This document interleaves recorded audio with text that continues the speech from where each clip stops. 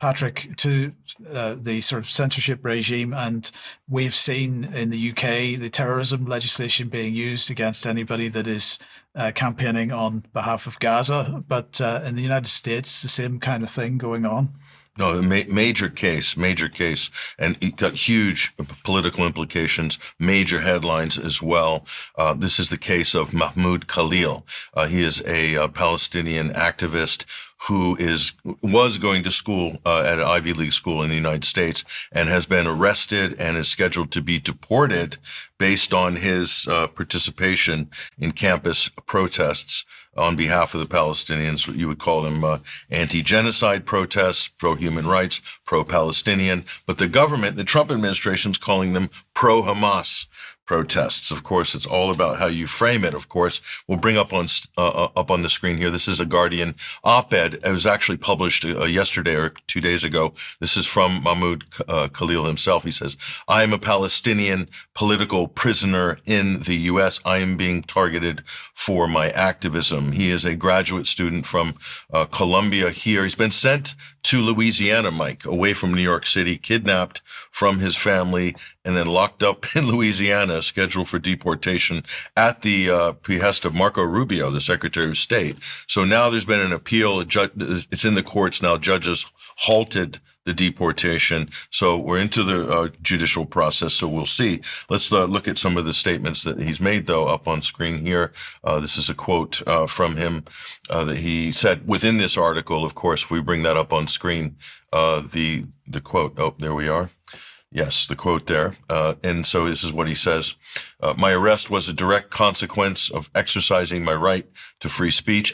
I advocated for free Palestine and an end to genocide in Gaza, which resumed in full force on Monday night this week. It has resumed. Israel has resumed the bombing of refugee camps in Gaza." He says, "It is our moral imperative to persist in the struggle for their complete freedom." Now, I've labeled him a Palestinian political prisoner held in the U.S. because by international law, he is a political prisoner, because they cannot prove any criminal case against him. And U.S. officials have admitted there is no criminal evidence of any crime being committed. It's all basically guilt by association or a political labeling here. And he goes on, "The Trump administration is targeting me as part of a broader strategy to suppress dissent. Visa holders, green card carriers, citizens alike will all be targeted for their political beliefs." So it's very hard to argue what he's saying here. And so this is where the debate is right now. And we'll show you what some of the other people are saying. But just understand, let's get the facts here of who Mahmoud Khalil is. Okay, so he's a human rights activist and a protest mediator accused by the Trump administration of being, quote, pro-Hamas, and is being detained by immigration agents as we speak. A 30-year-old Palestinian born in a refugee camp in Syria. So his family was pushed out of historic Palestine during the Nakba of 1948. He's a child of one of these families. So that's a very interesting profile. Master's graduate from Columbia University, I think international studies. Okay. Coincidentally, the head of his department and someone making the case against him is a former Israeli intelligence agent, female, which is coincidental, I guess, so to speak, but we'll see. Green card holder, married to a U.S. citizen who is also 8 months pregnant with their first child.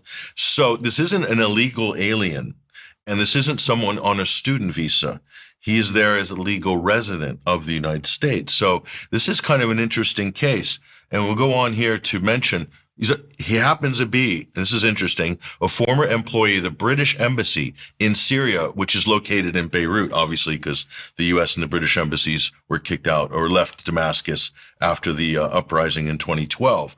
And he was administering the Chevening Scholarship Program, which is a very kind of prestigious British sponsorship of certain political or artistic or thought leaders or influencers.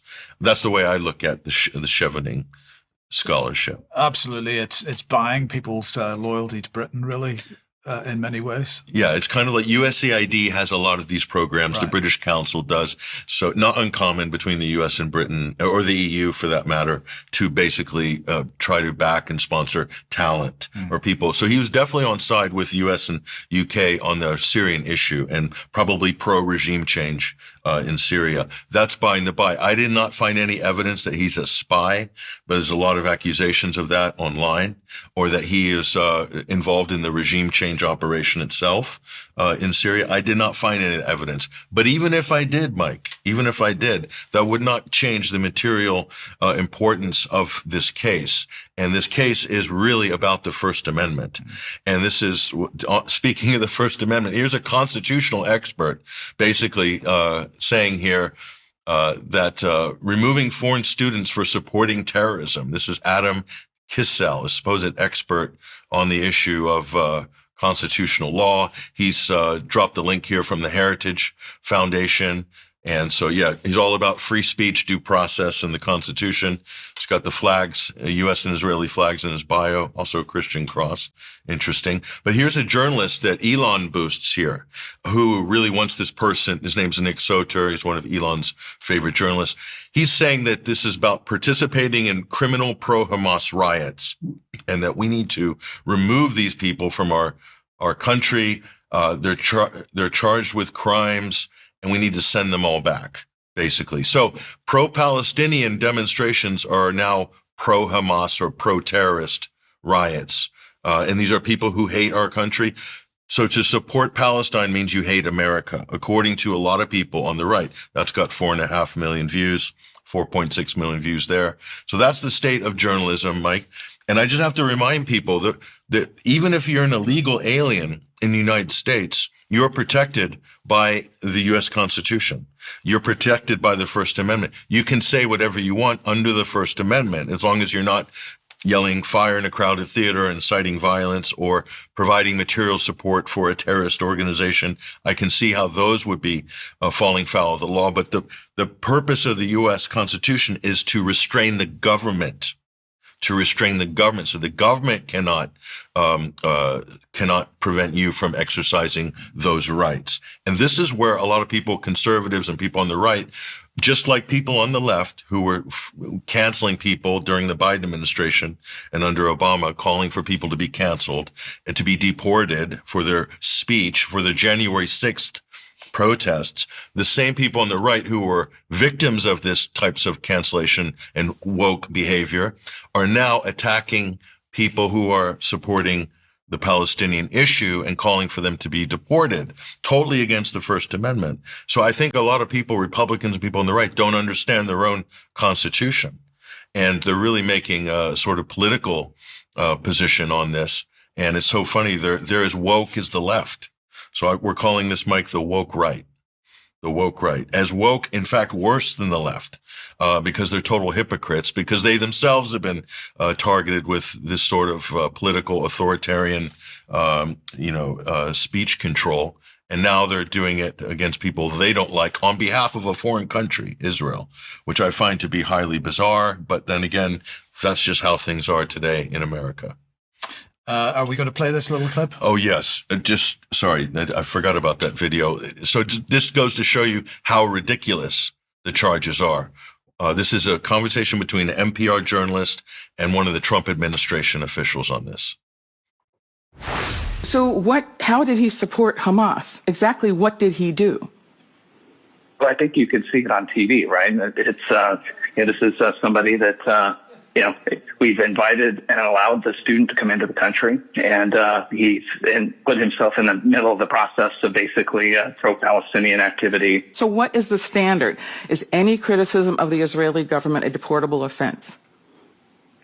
Like I said, I think that at this point, when he was entered into the country on a student visa, at any point we can go through and evaluate what his status is, and the Secretary of State is any criticism of the United States government a deportable offense? Is protesting a deportable offense?